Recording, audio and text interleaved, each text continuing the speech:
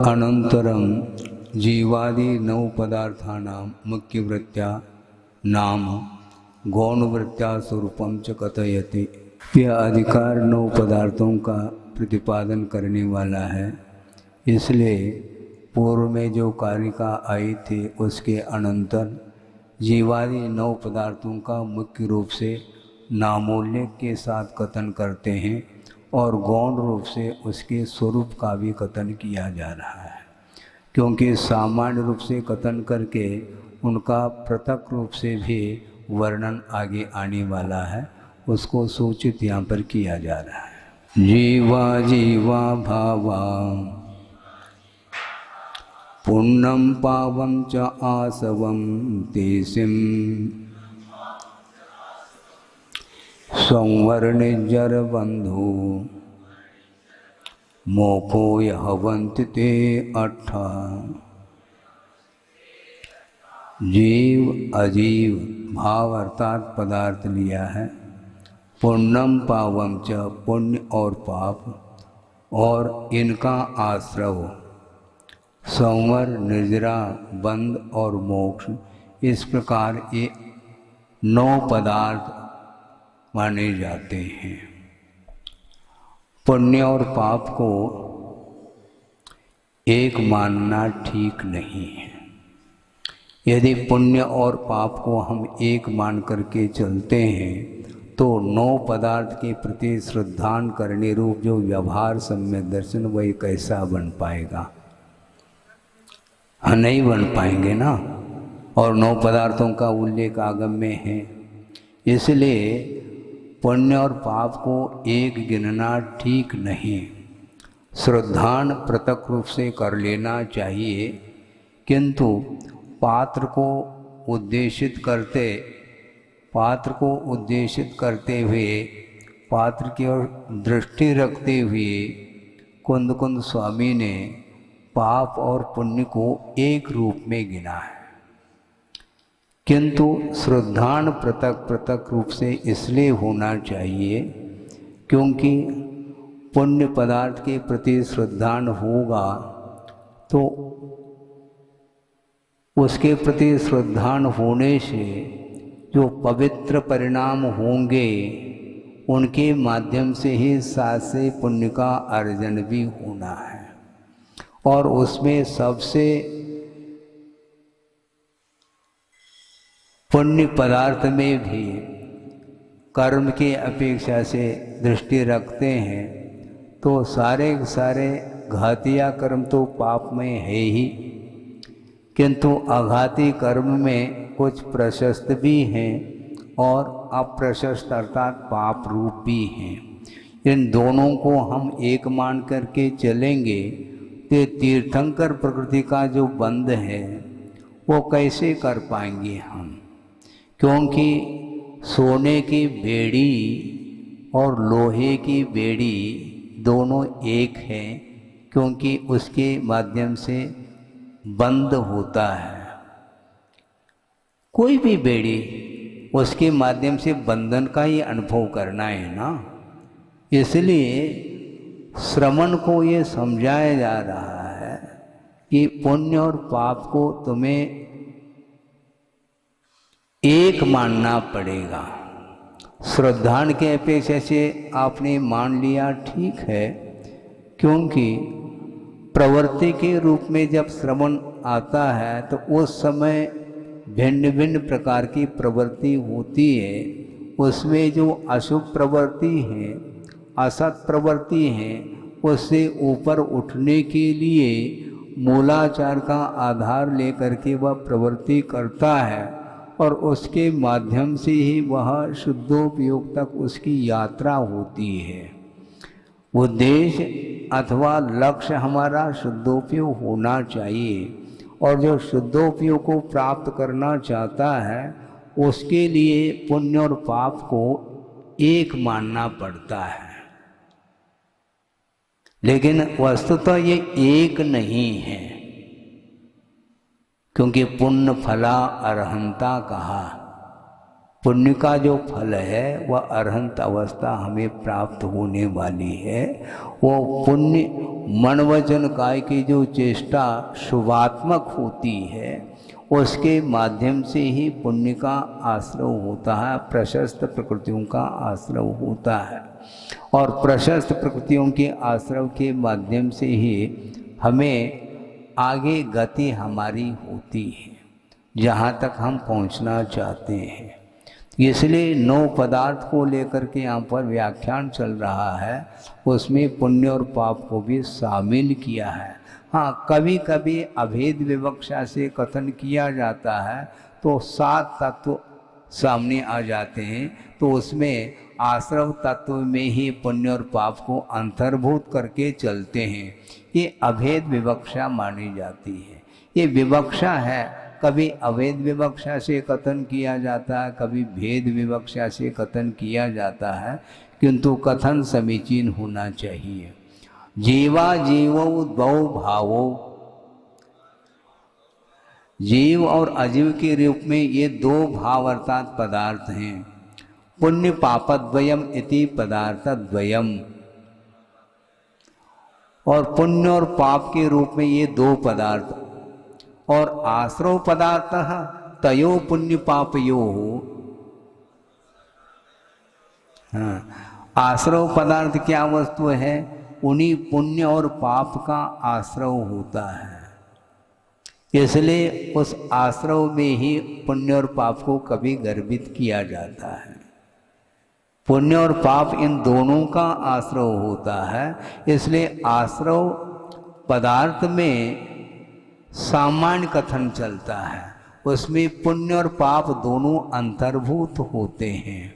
और जब पुण्य और पाप को जब पृथक ग्रहण करते हैं तो भेद विवक्षा हो जाती है, और पुण्य और पाप का आश्रव होता है अलग अलग रूप से, इसलिए उसको आश्रव पदार्थ के अंतर्गत ले लेते हैं। संवर निर्जरा बंध मोक्ष पदार्थ चतुष्टयम इति तयोरेव, तयो अर्थात उसी पुण्य और पाप, पुण्य और पाप का आश्रव होता है तो पुण्य और पाप का संवर भी होता है, पुण्य और पाप की निर्जरा भी होती है, और पुण्य और पाप रूप में बंध भी होता है, और वह पुण्य और पाप का क्षय रूप मोक्ष भी होता है।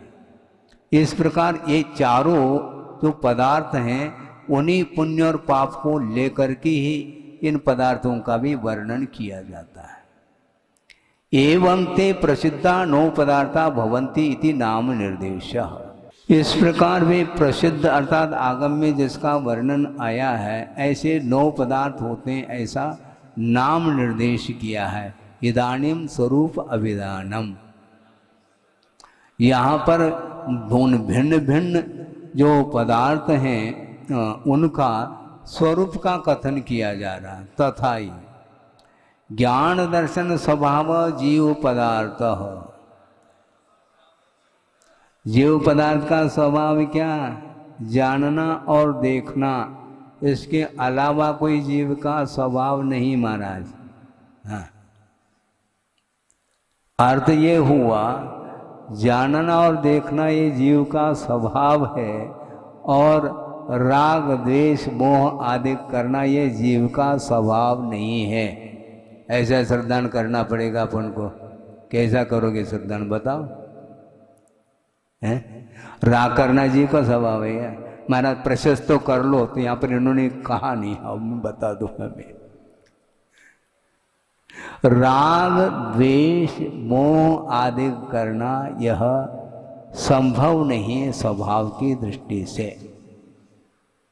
हाँ है, ये विभाव इसलिए जीव का स्वभाव नहीं ऐसा कहा जा रहा है। जानना और देखना स्वभाव है।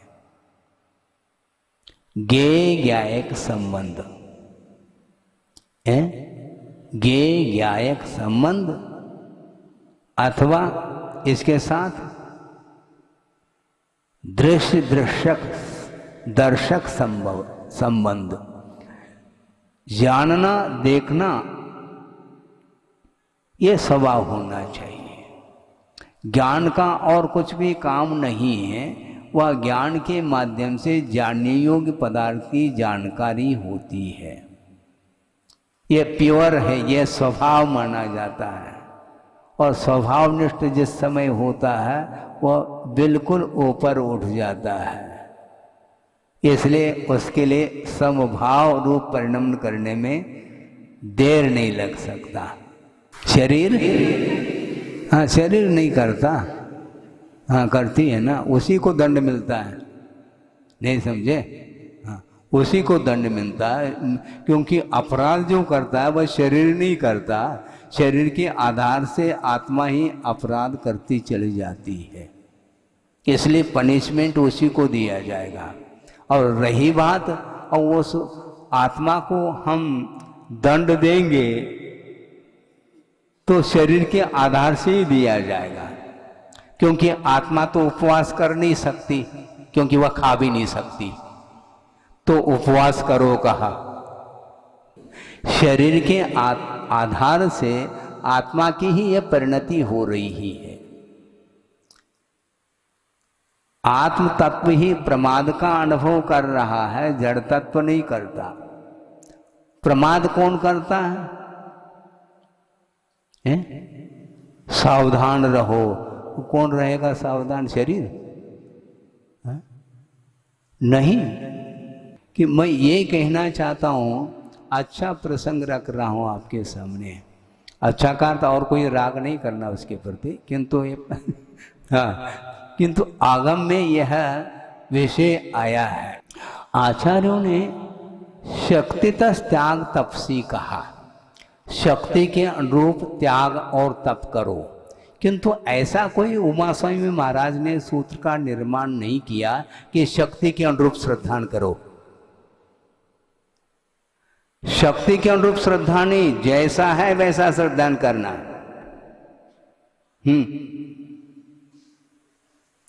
और श्रद्धान करने में शक्ति की क्या जरूरत है, मुझे बताओ। इसलिए जीव का स्वभाव क्या? जानना और देखना। ये श्रद्धान करो, आपकी भूमिका अपनी रखो अपने पास, किंतु स्वभाव क्या है? आप श्रद्धान किस रूप में करना चाहते हैं जीव के प्रति, तो जीव का स्वभाव जानना और देखना है। इससे आगे नहीं बढ़ सकते, क्योंकि यह स्वरूप का परिज्ञान है। ज्ञान दर्शन स्वभाव जीव पदार्थ। जीव पदार्थ का स्वभाव क्या है? जानना और देखना। इसके अलावा और कुछ भी क्रियाएं जीव कर रहा है वह उसका स्वभाव नहीं, ये कहा जा रहा है। खाना पीना ये जीव का स्वभाव नहीं है, बोलना चलना जीव का स्वभाव नहीं है, क्रोधादि करना जीव का स्वभाव नहीं है, हंसी मजाक करना मनोरंजन करना जीव का स्वभाव नहीं है। श्रद्धान करोगे तो मनोरंजन में कमी आएगी, ये ध्यान रखो। हाँ, ये तो श्रद्धान नहीं करेंगे तो फिर तो वह प्रमाद, उसमें ज्यादा मन लगता है। कैसे घंटों व्यतीत होते हैं व्यक्ताओं के साथ, वो पता ही नहीं पड़ता। नहीं, ऐसा ही है ये, जिसका जैसा स्वभाव है वैसा श्रद्धान करो, ये कहा गया है। हाँ, भोजन करना आत्मा का स्वभाव है तो सिद्ध परमिष्टि को भी पड़गाओ आप यहीं से। हाँ, अत्र करोगे, क्योंकि भोजन करना भी आत्मा का स्वभाव है ना। है? क्या करोगे? संभव नहीं, पहले ही दोष है। क्षुद्र पे पासा जरा आतंक। हाँ बिल्कुल संभव नहीं हो। इसीलिए जानना और देखना, इसको छोड़ करके और कोई भी वेव्स नहीं उठना चाहिए और कोई तरंग नहीं आना चाहिए। श्रद्धान के रूप तो कम से कम प्योर श्रद्धान करो। श्रद्धान में इम्प्योर क्यों? प्योर करो श्रद्धान, जैसा है वैसा, तभी वो वहां तक पहुंचने के लिए पुरुषार्थ भी कर पाएगा। खाना पीना यदि स्वभाव है तो छोड़ेगा ही नहीं वो खाना पीना। बिल्कुल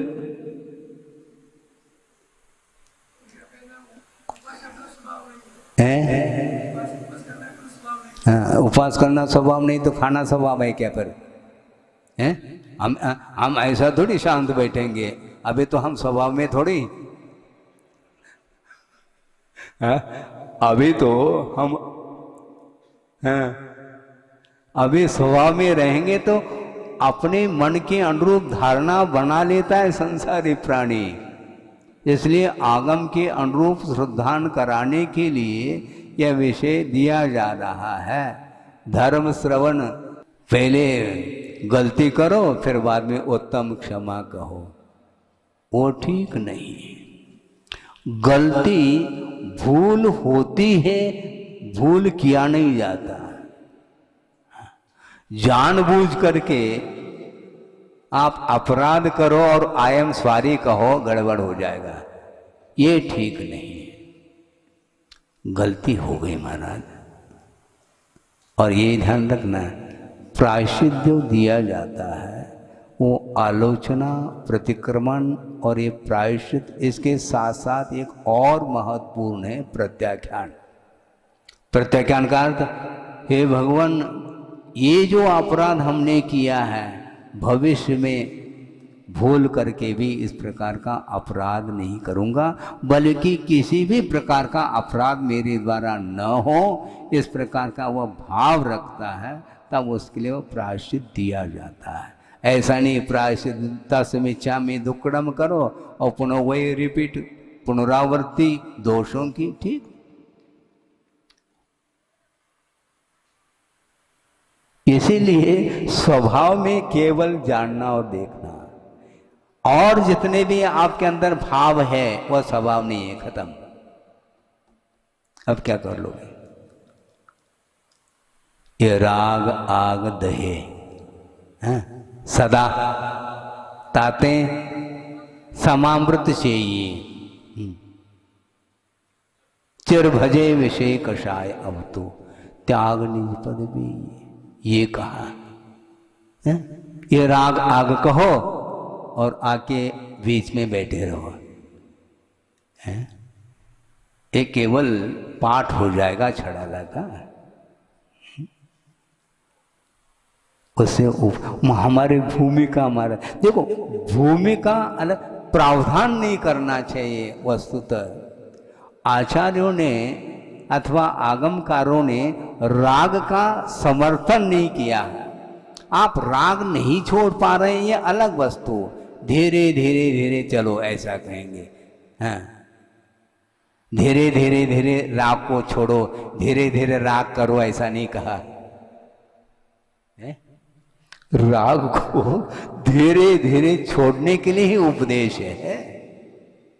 एक पहली मछली छोड़ो दूसरी लियो, ऐसा उपदेश है क्या? नहीं, मेरे उपदेश के बिना भी वह ले रहा है। हमने तो लेने का प्रावधान नहीं किया, किंतु कम से कम एक तो छोड़ो, पहली मछली तो छोड़ो, उसी में उसकी परीक्षा हो गई और पास भी हो गया और विकास प्रारंभ हो गया उसका। देव हृदय पढ़ो, गुरुदेव ने लिखा। मतलब गुरुदेव अपने आचार्यों के जो दृष्टि है वह कितनी विशाल दृष्टि उनकी। अरे ये कौन सा त्याग है? आप लोग कह सकते हैं पहली मछली त्याग करना, ये भी कोई त्याग है क्या है? मतलब विकास का जो क्रम है वो उसके माध्यम से उसका विकास होगा। हाँ, रात्रि भोजन त्याग करना चाह रहा है और रात्रि भोजन हम छोड़ नहीं पा रहे हैं, कोई बात नहीं है। रात्रि भोजन का त्याग का अर्थ क्या होता है? वस्तुतः 4 प्रकार के आहार का त्याग। अब उसके सामने ये पट्टी नहीं पढ़ाई जाती। हाँ, हाँ, छोटा है मान लो और बड़ा भी हो तो भी उसके लिए बहुत सारे काम करने पड़ते हैं, अभी वह उसके योग्य नहीं है तो उसको उस ओर ले जाना चाहिए, क्योंकि उसकी वो भूमिका है। जो 4 प्रकार के आहार का या यदि मान लो त्याग नहीं कर सकता तो कम से कम पहला समय को बढ़ाएंगे धीरे धीरे धीरे। कितने बजे तक तुम लेते हैं? 11 बजे तक। अच्छा, 11 बजे तक तो 10 बजे तक छोड़ सकोगे? 10 बजे के बाद नहीं लेंगे तो मतलब महाराज भी रात्रि भोजन का समर्थन कर रहे हैं। तो मतलब ये उपदेश यदि ऐसा देंगे तो तुरंत व्हाट्सएप में आ सकता है, जमाना आज ही भारी समस्या है बोलने वालों के लिए। हाँ, इसीलिए ऐसा नहीं होना चाहिए। महाराज का आशय क्या है इसको पकड़ो, कौन सा पात्र आया है और उसके विकास के बारे में वो सोच रहे हैं, ऐसा होता है। धीरे धीरे धीरे उसको टाइमिंग को जो है ना घटाते चले जाएंगे। फिर बाद में 4 प्रकार के आहार में से अन्न नहीं लेना। बाकी लेने का हम समर्थन नहीं कर रहे, किंतु कम से कम इतना न ले। धीरे धीरे आगे बढ़ो। एकदम चतुर्वेद आहार है ऐसा होता नहीं है। चतुर्वेद आहार जो इसका त्याग सलेखना के समय पर भी क्रमशः ही कहा है वहाँ पर भी क्रमशः ही त्याग का प्रावधान है, एक साथ नहीं होता।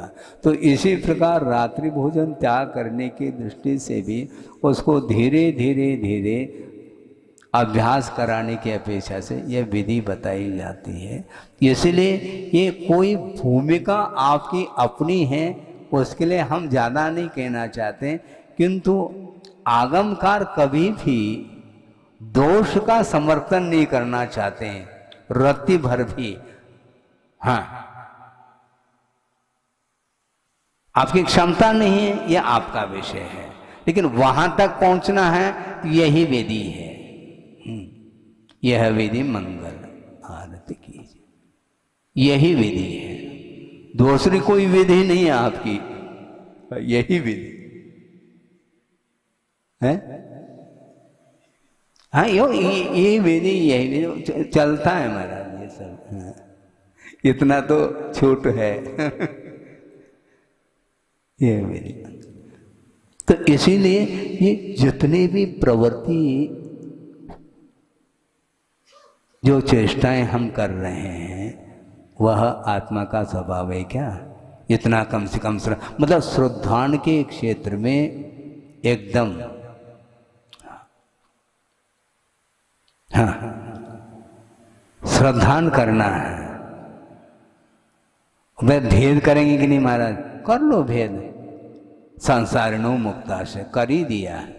हाँ, जो मुक्त जीव है वो कभी भी इस भूमिका में नहीं आएंगे मुक्त होने के उपरांत अपने जीवन में,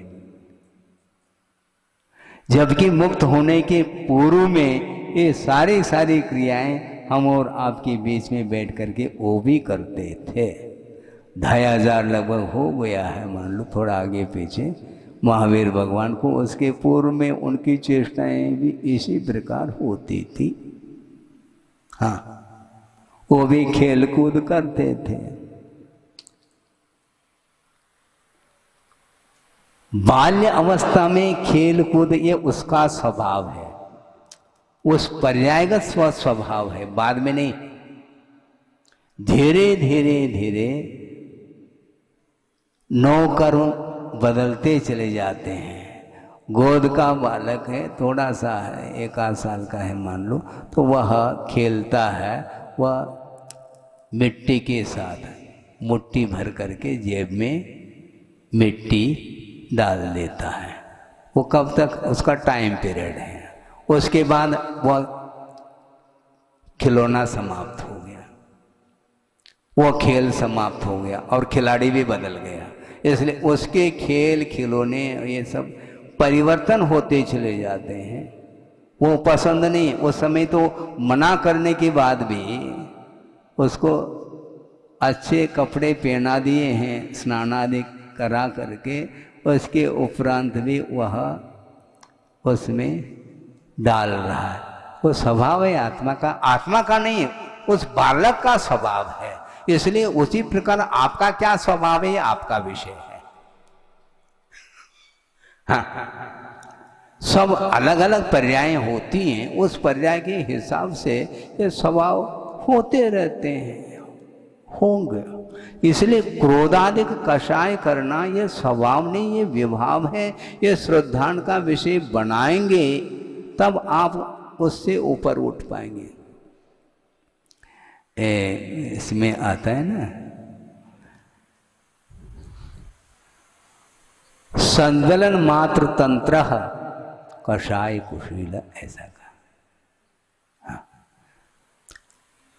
प्रमाद की भूमिका में नहीं आ रहे वो, क्योंकि 9 कषाय के ऊपर नियंत्रण आ गया उनका, इसलिए संज्वलन मात्र तंत्र, संज्वलन कषाय के अधीन है वो मात्र। 9 कषाय उससे प्रभावित नहीं उनका उपयोग। आप कितने भी हंसाने का प्रयास करो, संज्वलन मात्र तंत्र। तात्कालिक गंभीर होना सबको आता है, बहुत जल्दी उब जाता है उस गंभीरता से भी वो, ये भी उतना ही सत्य है। कितने क्षण तक आप गंभीर रहते हैं बताओ आप? निश्चित रूप से बोरियत का अनुभव करेंगे और माइंड को फ्रेशनेस करने के लिए उसका आलम्बन लेता है संसारी प्राणी, जबकि वह स्वभाव नहीं है।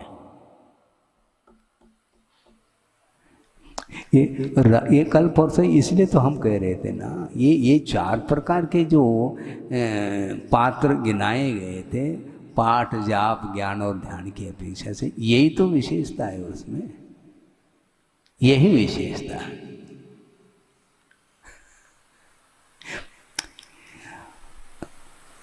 राग पसंद है संसारी प्राणी को, और ज़्यादा देर के लिए यदि राग का अभाव कर दिया जाए, यानी राग से उसको पृथक रख दिया जाए, तो उसको सफोकेशन होगा।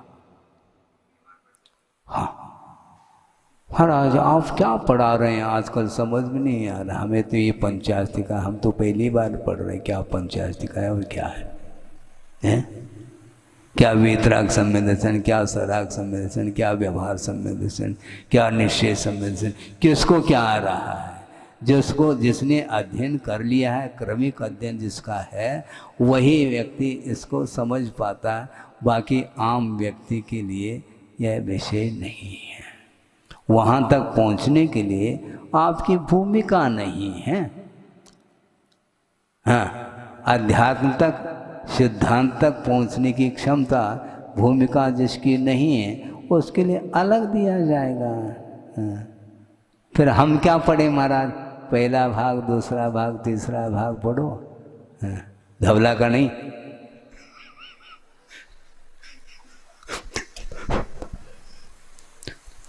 धवला का नहीं, पहला भाग, दूसरा भाग, तीसरा भाग। हाँ, बालबोध, बालबोधाय कथ्यते। हाँ, और शिविर में, पाठशाला इत्यादि में वो प्रारंभ करते हैं, और बिल्कुल ठीक है, क्योंकि जिसको ज्ञान नहीं है तो उसको प्राइमरी का ज्ञान कराना भी आवश्यक है।